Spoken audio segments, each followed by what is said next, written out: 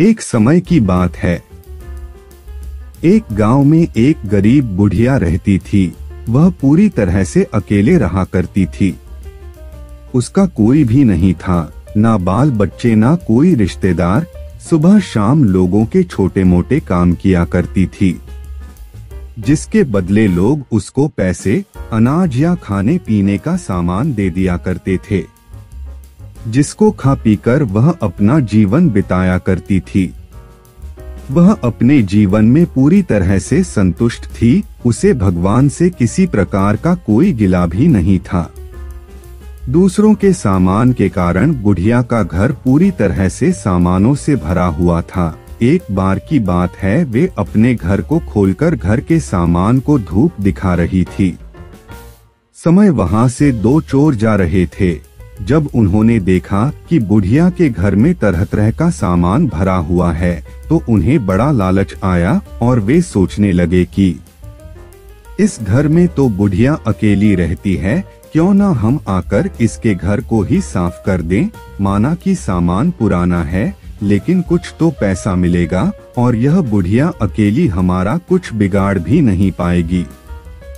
चोरों ने बुढ़िया के घर को अच्छी तरह से देख लिया और समझ लिया कि उन्हें किस तरह से बुढ़िया के घर की सफाई करनी है।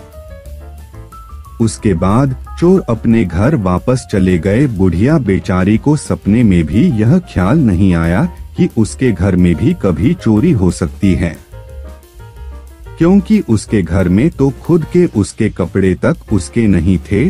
सब कुछ गांव वाले उसे दिया करते थे, जो वह अपने घर में रख लेती थी। खैर, कुछ दिन बीत गए और एक दिन रात में चोर अपने दो साथियों को लेकर बुढ़िया के घर पहुंच गए। कमाल की बात यह थी कि उस दिन सरपंच ने बुढ़िया को चावल, दूध और चीनी दी थी और बुढ़िया बहुत खुश थी। बुढ़िया ने खुशी खुशी अपने लिए खीर बनाई और खीर बनाकर वह उस खीर को चूल्हे पर रखकर सोचने लगी कि अभी तो खीर बहुत ही गर्म है, जबकि थोड़ी ठंडी हो जाएगी तब आराम से खाऊंगी।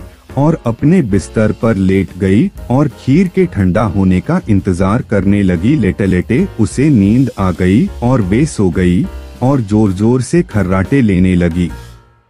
चोर बाहर खड़े थे। बुढ़िया के खर्राटे की आवाज सुनते ही उन्होंने सोचा कि चलो अब रास्ता साफ हो गया और अब हम आराम से बुढ़िया का घर साफ कर सकते हैं।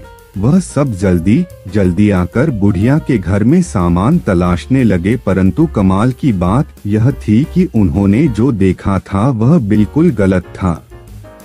बुढ़िया का घर तो सामान से भरा हुआ था, किंतु एक भी सामान साबुत नहीं था। हर सामान टूटा फूटा, पुराना और खराब था। यह चोर बड़े दुखी हुए और बुढ़िया को बहुत गालियां देने लगे। वह बोले, देखो कितनी दुष्ट बुढ़िया है, आराम से सो रही है और हम बेचारे इतनी मेहनत कर रहे हैं।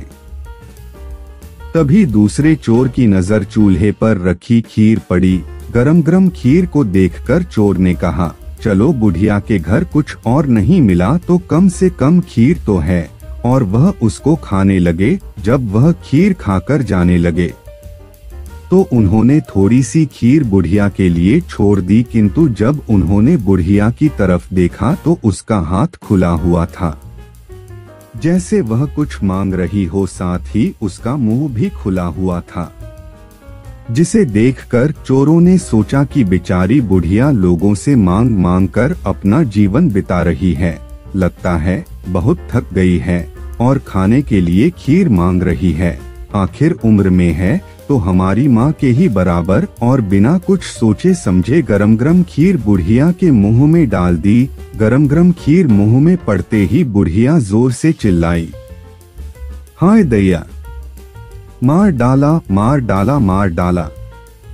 बुढ़िया की चीख सुनते ही चोर डर के जल्दी जल्दी छुपने लगे। जिसने मुंह में खीर डाली थी वह ऊपर जाकर छिप गया, एक चारपाई के नीचे और एक चारपाई के दाएं। बुढ़िया की चीख सुनते ही गांव वाले बुढ़िया के घर आ गए और पूछने लगे, क्या हुआ माँ?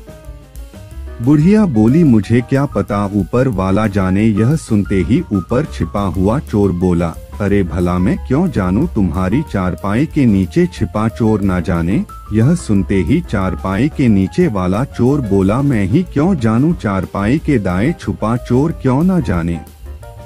और इस तरह से तीनों चोरों ने खुद ही अपना पता गांव वालों को बता दिया और फिर गांव वालों ने उन्हें पकड़कर खूब पिटाई करी और वापस भेज दिया। उसके बाद से चोरों ने कान पकड़ लिया कि आज के बाद कभी वह चोरी कभी नहीं करेंगे।